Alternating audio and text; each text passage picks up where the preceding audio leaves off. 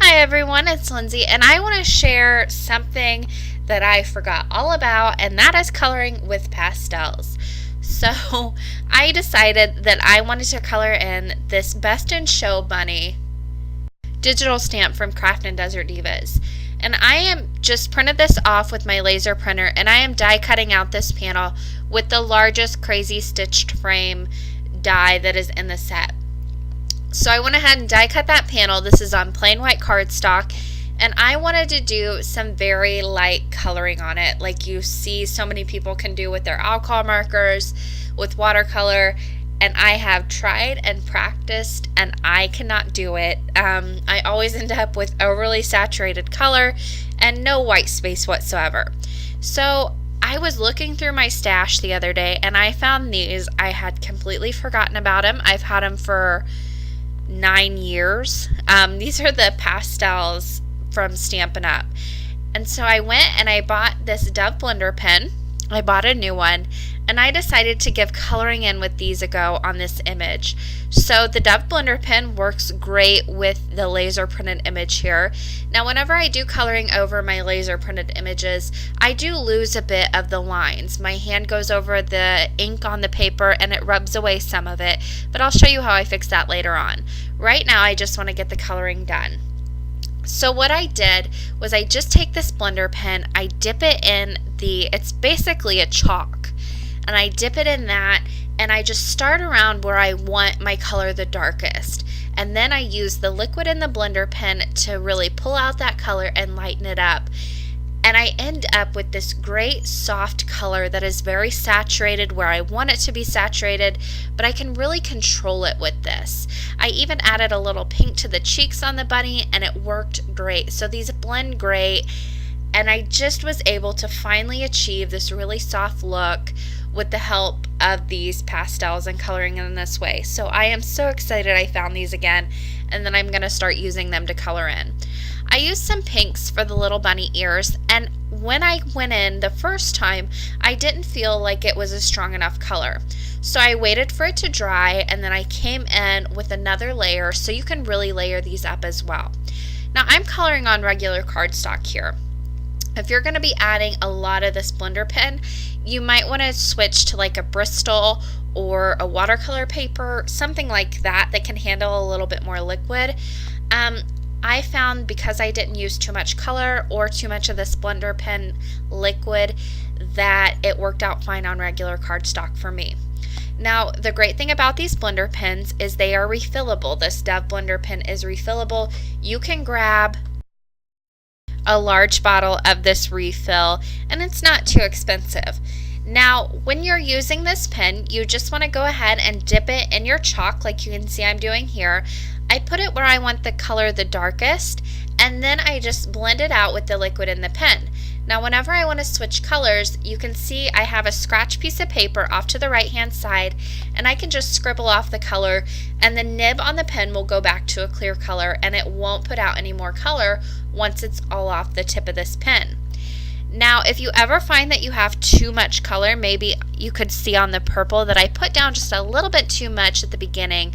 So I just put a little bit of it down, went off to my scratch piece of paper, scribbled off the rest of the color that was on there.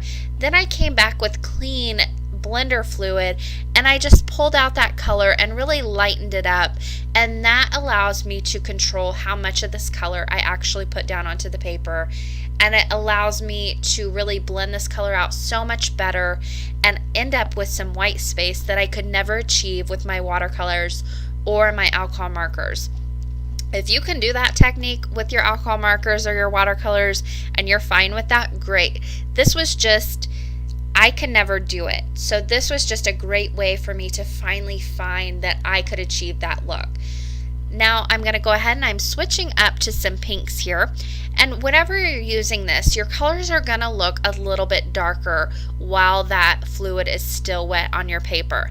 As it dries, it will lighten up in color, and you'll end up with some really soft colors with some great white space in between. You can see here as I go along too, the colors look a little muddy as I'm putting them down.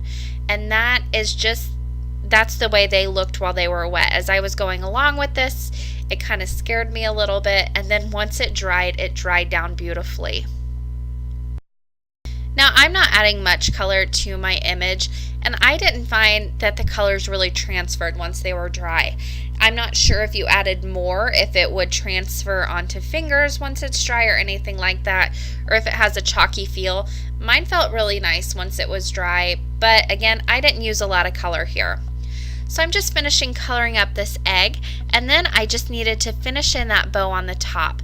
Now again, this was so easy to color in. All I had to do was put down one layer of this pink color, and then wherever I wanted it a little bit darker, I came back in with just a little bit more color, scribbled off the excess, and then I could blend out that color so it blended in beautifully with the lighter color that I had already put down. Now, as I was coloring in and my fingers would hit the chalk on the left-hand side in the palette, I got a little bit of the chalk in the bottom left-hand corner. All I did to remove that was use that blender pen, scribble over it, and it just lifted up that color away from the cardstock, so I wasn't left with any of that residue. Now I wanted to go ahead and create a little scene, so I grabbed some green with my blender pen, put down a horizon line, and then just used that liquid in the pen to blend that out and really fade it off into white on the bottom of the panel.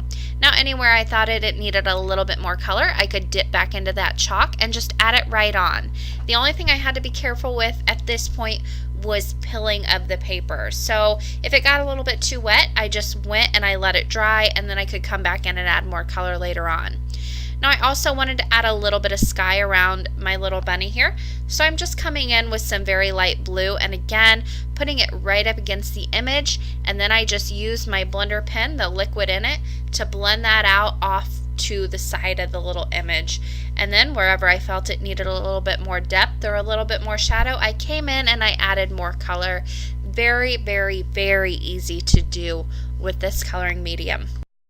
And if I'm being honest, I have had these for 9 years. I bought them on a whim when they were on clearance from Stampin' Up, and I've never really used them. I never really knew how to use them, so I just never did anything with them. They've been sitting in a drawer, and I found them the other day. I bought a blender pen and I thought, you know what, I'm going to go ahead and give it a try. So this was the first time I've ever really colored with them, so you can see how easy it is to do. Now before I said, whenever I print off with my laser printer, no matter what coloring medium I'm using, the lines tend to fade a little bit. However, I like using my laser printer because I can print off a lot more images without wasting a lot of ink. And I have an easy fix. I just go over all the lines with a micron pen.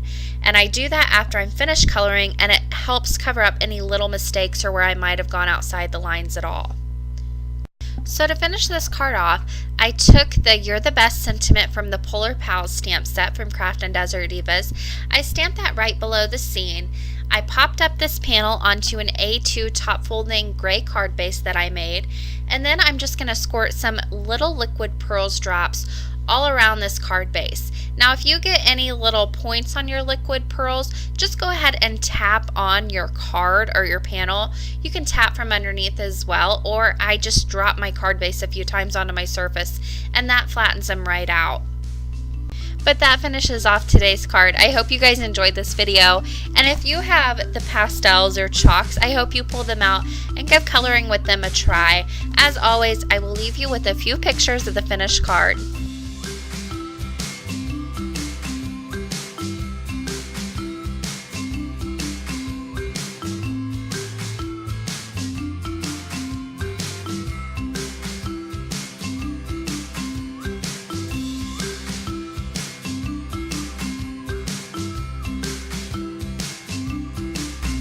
For more information and the supply list, you can head to my blog. I will leave that link in the description box below. Thank you guys so much for watching today, and happy crafting!